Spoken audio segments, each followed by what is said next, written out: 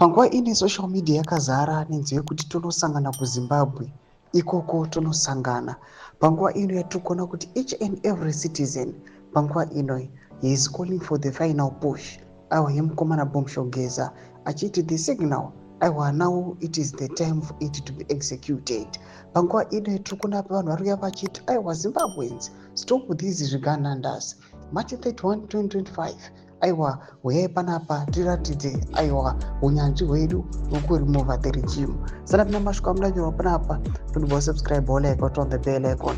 Tipina pano painda majara just anobuda achipa aiwa in update achiti another meeting done for our peaceful and constitutional protest tomorrow.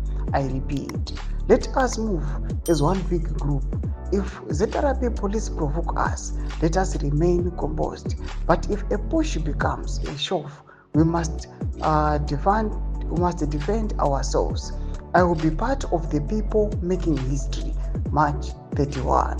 Domashkwamura tokopana pana manjara just achiti aiwa we've completed our meeting yatapedza kuita panapa vachiafema vachiti aiwa the tomorrow protest aiwa they are going to be successful.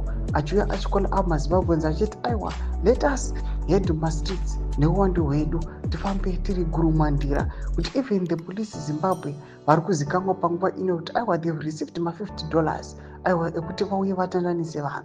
Kunyange zvavo vanhu vari kuisvora vachiti $50 yeunorova musana yevanhu aiwa kudzikisirwa chaiko chaiko. Panguva ino tichiona kuti aiwa the push panapa tiona the grip aiwa on the 31st March aiwa iri kuramba ichiwandisa.